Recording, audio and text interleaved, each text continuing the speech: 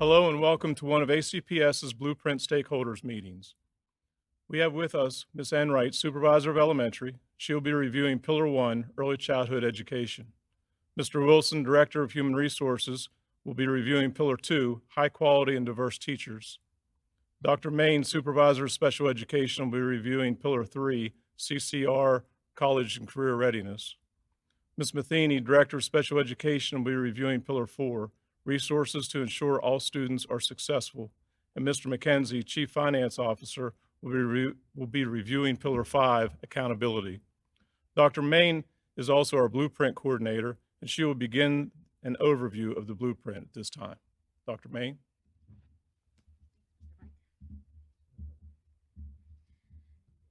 Good evening. Welcome to Allegheny County Public Schools Blueprint for Maryland's Future Community Engagement Forum at Allegheny High School. We'll start with a brief overview of the history of the legislation. In 2020, a landmark piece of legislation, the Blueprint for Maryland's Future Act, House Bill 1300, was passed by the Maryland legislature and included the recommendations of the Kirwan Commission on Innovation and Excellence in Education, a 4-year study. The blueprint was designed for 2 reasons. First, to update the current education funding formulas, and secondly, to enable Maryland's pre-K through 12 education system to perform at or above the level of the best systems in the world. In 2021, House Bill 1372 was passed to complement and update House Bill 1300, which was vetoed, with revisions that addressed the impact of the COVID-19 pandemic on school systems and make revisions to the timeline for implementation of the law. Both House bills must be considered to fully understand the implementation areas of the Blueprint for Maryland's Future law. The Blueprint outlines a plan to be implemented over the next 10 years through 2032. Our current Blueprint plan, which we are working on, addresses our efforts from 2021 through 2024, or a 3-year span. In March of 2024, each local educational agency will submit a plan that addresses forward-thinking ideas for each pillar for the years 2024 through 2027. The Blueprint for Maryland's Future addresses 4 major policy areas directly related to systemic operations of schools. Additionally, the legislation's 5th policy area, Governance and Accountability, provides the Accountability and Implementation Board, or the AIB, to provide oversight and assure that the mandates of the law are successfully implemented and produce the desired results. The 4 policy areas of the Blueprint for Maryland's Future includes Pillar 1, Early Childhood Education, Pillar 2, High Quality and Diverse Teachers and Student Leaders, Pillar 3, College and Career Readiness Pathways, Pillar 4, More Resources to ensure that all students are successful, and once again, Pillar 5, the Governance and Accountability pillar. Mrs. Jackie Enright, Supervisor of Early Childhood, will explain Pillar number 1 and the county's efforts to address that plan.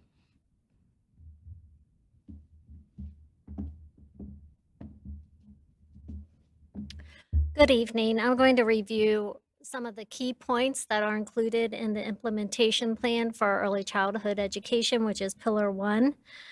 One of the first things that we want to do is increase high quality and publicly funded full day pre-kindergarten programs. And through that, we're going to prioritize Tier 1 families. Those are families whose income is at the 300% federal poverty level or below. And we want to create a long-range plan for increasing school participation each year. And we look at a lot of data points to determine which schools are going to be full-day programs, such as school capacity, staffing needs, and a variety of other points. We also, in bullet point number 2, we want to implement a high-quality, mixed delivery public and private pre-K system. So we're going to be collaborating with private providers to support their programs that are funded through the Maryland Pre-K grant, which is Blueprint funded, and we want to work to create common systems for enrollment among all providers. Bullet number 3, we want to meet high-quality standards in the areas of comprehensive services, training, and professional development, and developing teacher assistants. We are collaborating with private providers to support professional development so that we are all working on the same goals for quality early childhood programs. We want to make sure that we're assisting those private programs with students who have special needs, students who are homeless, and identification and services for English language learners. We also are ensuring high-quality staff. Our pre-K teachers must be certified in the state of Maryland, and our instructional assistants must have an associate's degree or CDA credential. Further, we're going to administer the KRA to all incoming kindergarten students, as well as provide professional development to test administrators. We have an ACPS been completing the KRA with all students for several years. We're going to continue that practice and make sure that we give all necessary training, refreshers, and monitoring of KRA implementation. The other point in the Pillar 1 is to expand Judy Centers. MSDE has a goal to expand Judy Centers across the state. Each district determines the need for additional Judy Center sites and applies for funding. Currently, ACPS has Judy Centers located at South Penn Elementary School and the Westmar Early Learning Center. The last bullet includes gathering stakeholder input. We are collaborating with private providers, Head Start, and community members to make sure our implementation plan is inclusive for everyone. Our team members are listed on the slide, and we will be bringing in additional community members as needed to look at specific components within the plan.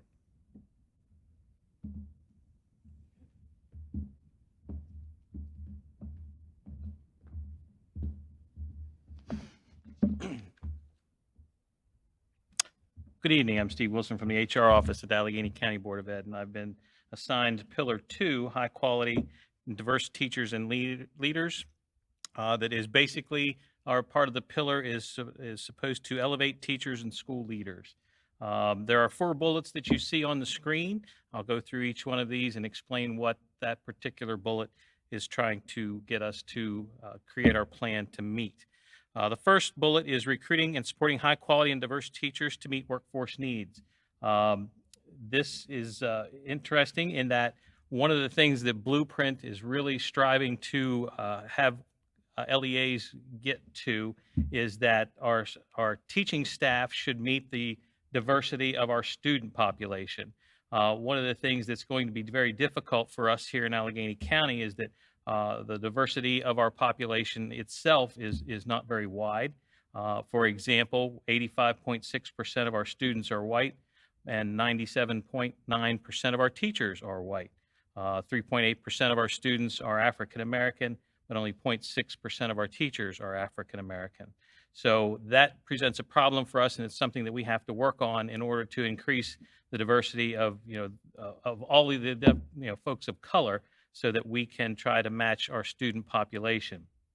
The other piece of this that is being tracked is the idea of male-female relationships, and this is our student population is about 50-50, but our teaching staff is about 75% female, 25% male. So we have a lot of work to do to make that up. Bullet number 2 is to increase the rigor of teacher preparation programs and licensure requirements, and the idea of growing your own staff. We'll be meeting with higher ed folks at Frostburg State and Allegheny College of Maryland to see what we can work with them in order to explain to the higher education facilities what is it the types of teachers that we need, what content areas, what levels, and then we will have to create some sort of a pipeline that will help us to get the teachers that we need based upon the vacancies that we have. We have secured what is called the Maryland Leads Grant. That is running through 2026, and that provides reimbursements for our current teaching and instructional staff to gain different certifications that they already have, whether it's something that could be a science teacher who goes to get another physics degree or another physics certification, or an instructional assistant that wants to become a teacher and to take classes, those sorts of things. So we have several of our employees who are already taking advantage of that and are getting reimbursements for classes that we need them to, that we consider to be high need areas. Bullet number 3 talks about establishing a statewide educator career ladder. This is going to be probably the most problematic piece, and it's one of the biggest pieces of Blueprint. The whole idea behind Blueprint is that it keeps the best teachers in front of kids, and it is needs to be designed to incentivize teachers to stay in the classroom.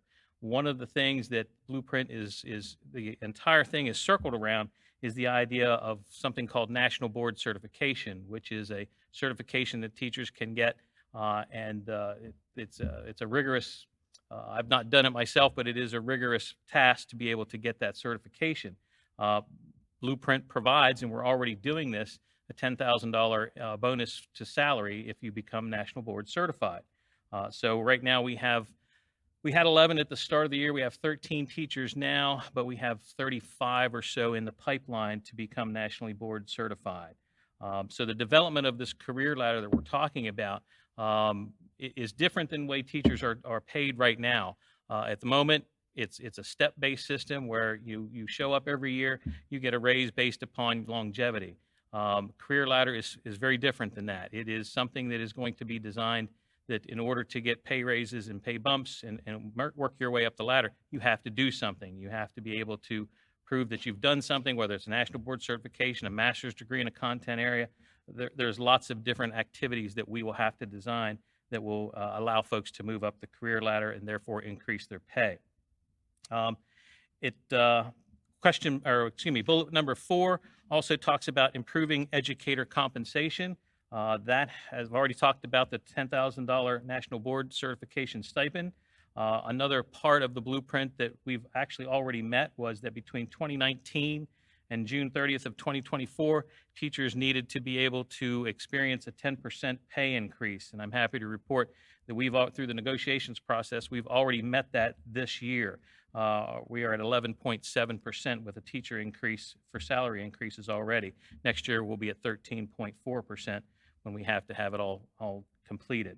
The other portion of the blueprint that is another one that's very, very different, and it's something that we've been working on for several years now, is that by 2026 in July, teachers have to have a starting salary of $60,000. Through the negotiations process, we've been kind of working towards that.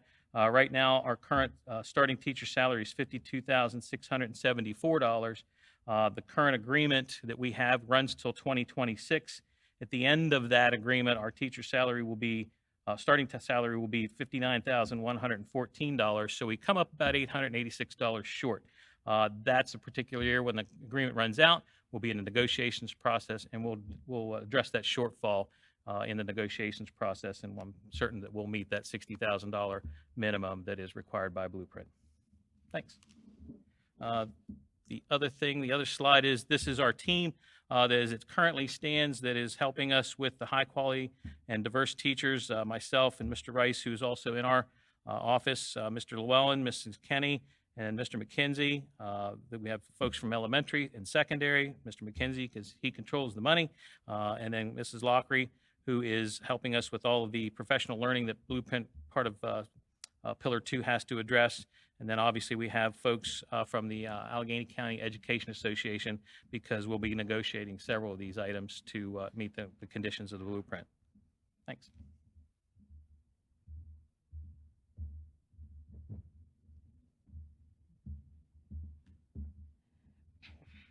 All right, this evening I'm going to review Pillar 3, which is college and career readiness.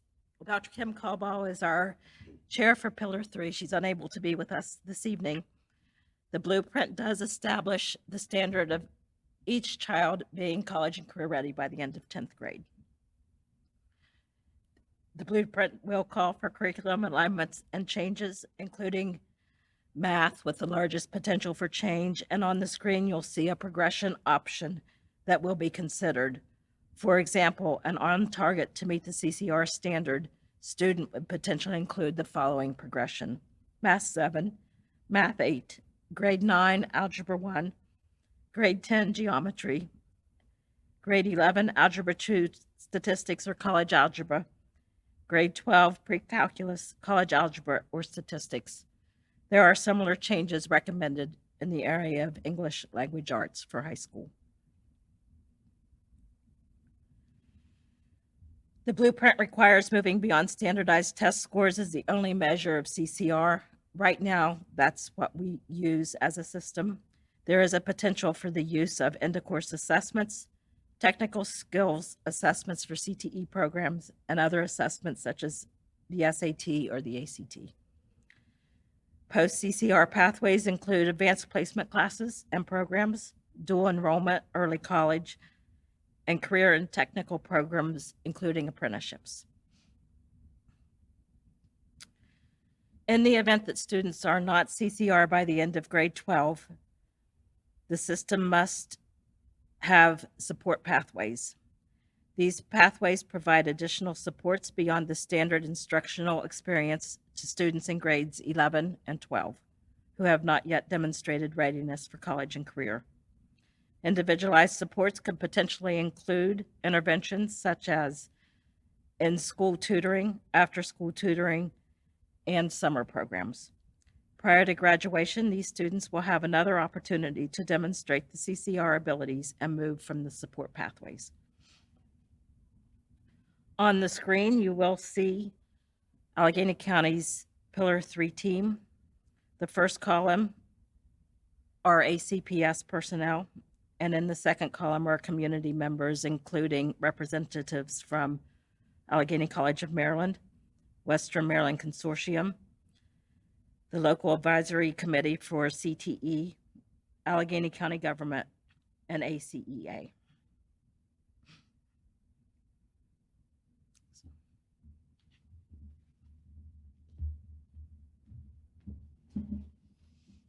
Good evening. I'm Debbie Matheny, Director of Special Ed and Student Services, and I'm the chairperson of Pillar 4, Resources to Ensure All Students Are Successful. Our purpose is to provide broad and sustained academic and health supports for schools and students most in need by offering after-school and summer academics, academic enrichment, and student access to health and social services. The first bullet you'll see, we're increasing funding for special education and English learner students. Our ELL students are a small population in our county. However, we will be working through our blueprint plan to improve engagement and communication with our multilingual families. We'll be working on strategies to ensure the level of language acquisition necessary for academic success and additional resources for our students who are English language learners. Under special education, we first received blueprint money in the spring of 20, and at that time we did hire 10 additional special education teachers and 10 additional special education instructional assistants. Our plan will address ways in which we are going to eliminate the over-identification of students for special education, effective instructional strategies and professional development for our teachers, and monitoring of discipline strategies to ensure that we are not disproportionate in our discipline of special education students. For our next bullet, fund concentration of poverty schools, we currently have 4 concentration of poverty schools in Allegheny County. They are Georges Creek Elementary, Western Port Elementary, South Penn Elementary, and John Humbert Elementary. Each of those schools have a coordinator, and that coordinator has worked with the school administration to complete a needs assessment, and from that they've developed an implementation plan based on each school's individual needs. Each of those schools has a social emotional coach to help with student social emotional concerns and needs. And a school nurse, of course, is at all of our schools, but if those 4 schools were also providing a school nurse for any extended day opportunities. The purpose of the blueprint funds for those schools is to provide wraparound services for our students and families who attend there. That looks like educational opportunities for families, extended learning time, enrichment activities for children, and also training for staff and for families. We are partnering with a variety of agencies to be able to provide those services in conjunction with our Blueprint funds. Our last bullet and our last area of concentration for this pillar is mental health. We have a focus on trauma, behavior, and social emotional supports and training at the school level. We have hired a mental health coordinator, and that's Dr. Sarah Welsh, and that's part of her responsibility. She coordinates the mental health services for our county. We also received this money through Blueprint in the spring of 20, and at that time we had one mental health specialist in our system, a social worker. We've now increased that to 11. We have 11 mental health specialists that serve 2 schools each throughout our county. Those are our school social workers. We've also hired 4 additional school counselors who are providing services in targeted schools. Through Blueprint, we also have a mental health screening for all students. That's pre-K through 12 that we're implementing. We're providing additional professional development opportunities as well with these funds and through our implementation plan. The next slide, this is our Pillar 4 team. We have Dr. Sarah Welsh, who's our mental health specialist coordinator. We have Mrs. Kathy Erick, who's Assistant Supervisor of Special Education, but also coordinates English Language Learner Services under that title. Mr. Scott Sisler and Mrs. Heather Morgan, who are principals of Concentration of Poverty Schools. We'll be adding others to the committee based on Blueprint needs and timelines as we move forward.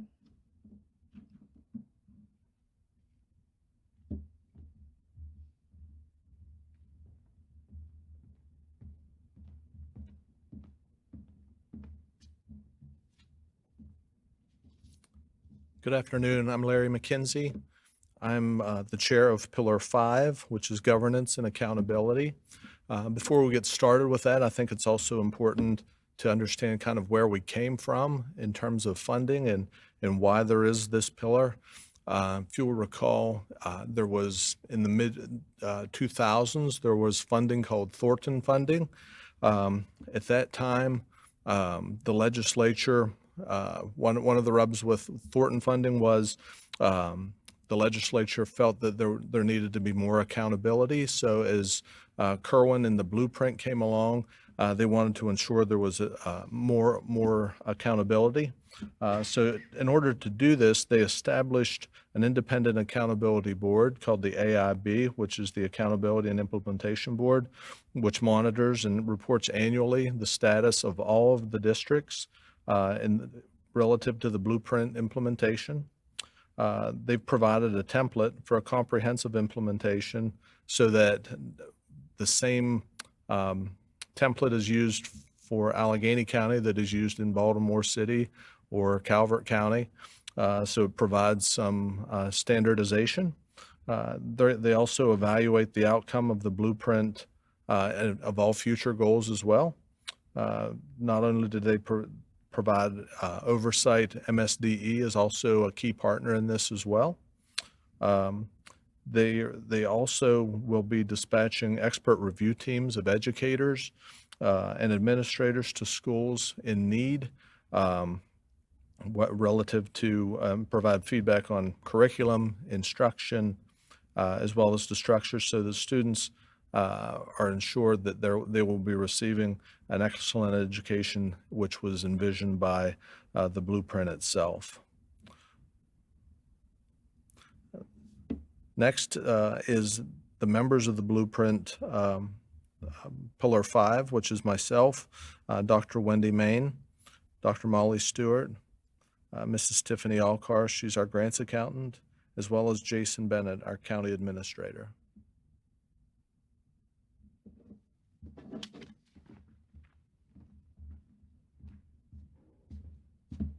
Thank you.